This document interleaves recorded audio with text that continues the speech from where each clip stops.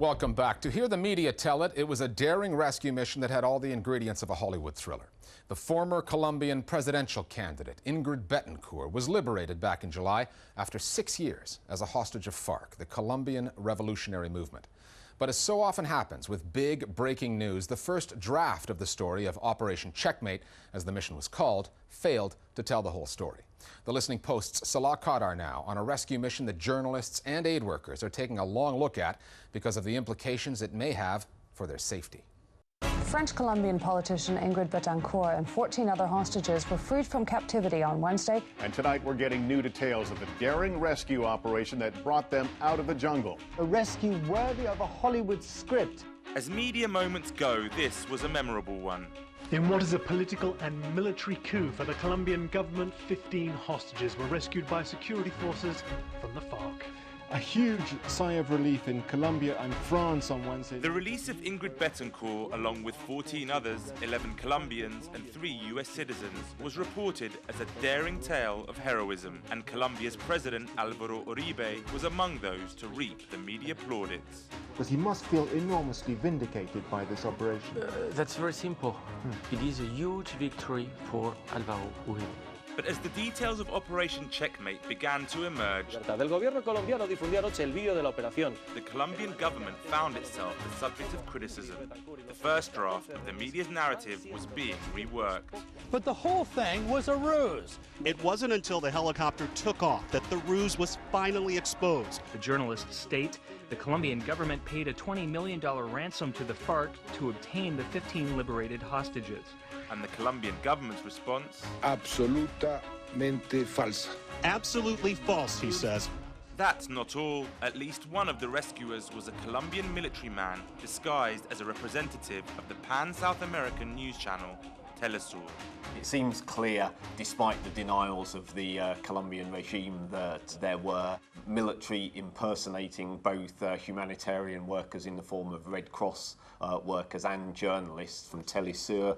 That deception enabled them to get close to the guerrillas and was a central part of the operation. The rebels who were tricked into giving up the hostages, and it captures the... I think the story was quite well covered around the world. The issue that the Committee to Protect Journalists has is one of the Colombian army operatives who participated in the rescue attempt, who participated in the ruse, was posing as a journalist. This is something that we adamantly oppose, no matter who is attempting to use journalism as a cover. In the case of journalists, it is an abusive and dangerous act, and against the principle of distinction that should be respected in any conflict, where journalists are not considered part of the conflict and are just carrying out their work to cover the news. Militares colombianos confundieron a las guerrillas de las FARC. Was this a case then of the ends justifying the means? Were journalists reporting on this story motivated by mere self-interest? And why wasn't there more coverage of this new version of events? Two things happen. One, there is an ignorance about the situation, and so stories tend to get either sensationalized, or there is a kind of bias with a great deal of the media that because Uribe is a friend of the US and because the US is a friend of the UK, then somehow he must be all right because he's on our side against the axis of evil in Cuba or Venezuela or Bolivia or other countries in Latin America. Sadly, too much reporting is of that nature. Now Mr. Uribe can continue his US-backed military offensive against the group. Well, the world's media has, in particular the US media, has almost celebrated the way that the operation was carried out. The actual description of the operation is unbelievable. They see it as a confirmation that Uribe's hardline stance towards the guerrillas is working, it's paying off, and it is acceptable. So it was a US media source that first mentioned the use of the Telesur emblem, and that is when pressure begins to mount on the Colombian government to hand over the videos of Operation Checkmate. The video was given to Colombian media, and the unedited version was distributed. This is what permitted the information to come out, and that was when the use of the Telesur logo was revealed. So the foreign media has played an important and positive role and been a counterweight to the misinformation of the coverage here in Colombia. But why was Telesur, a channel launched by Venezuela's president Hugo Chavez and partially funded by other South American countries, the logo of choice when the rescuers needed a disguise? Hola, feliz tarde, bienvenidos. Presumably, a bit like with the Red Cross, they've chosen an organisation that they think that the guerrillas will be more sympathetic to, will believe that will tell their story accurately, and therefore have used Telesur to as part of the impersonation. Certainly Telesur does receive funding by the Venezuelan government, but it also receives funding from the Argentine government, from the Uruguayan government. So this is an alternative media station which has been established to challenge the way Latin Americans interpret their region and also project themselves around the world.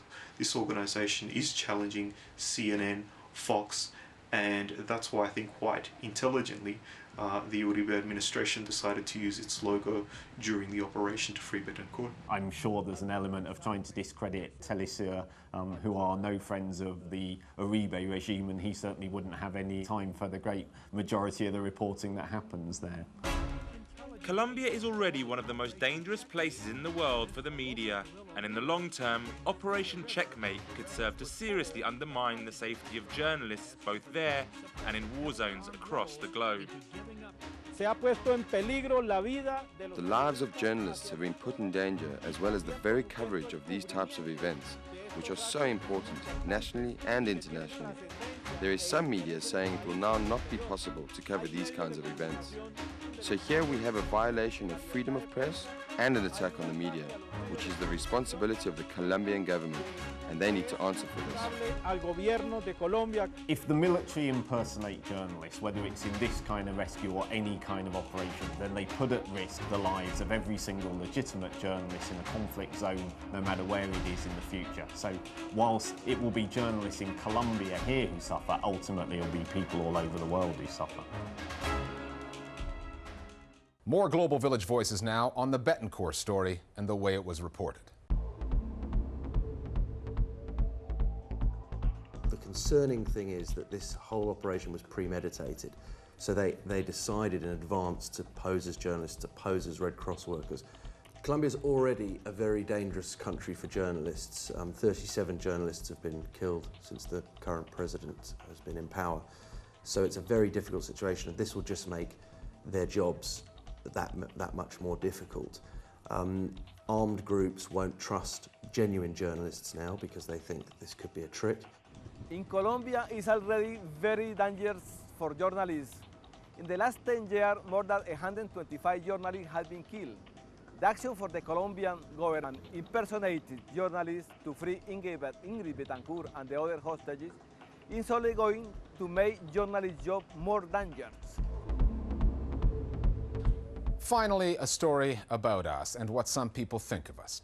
When Al Jazeera sent a camera crew to Golden, Colorado recently, the idea was to see how the Democratic convention down the road in Denver was playing in small-town America. However, in the U.S., Al Jazeera often finds itself to be the story simply by showing up. The Washington Post's Dana Milbank tagged along with our crew when it went to Golden and posted his video sketch on his newspaper's website. So we leave you now with a little something different for our Internet Video of the Week. See you next time at the Listening Post. The Washington sketch is in Golden, Colorado, to see an impressive showdown. The bikers versus Al Jazeera. Al Jazeera, the Middle Eastern news network, liked the looks of this place when it went scouting for locations to film during the Democratic National Convention.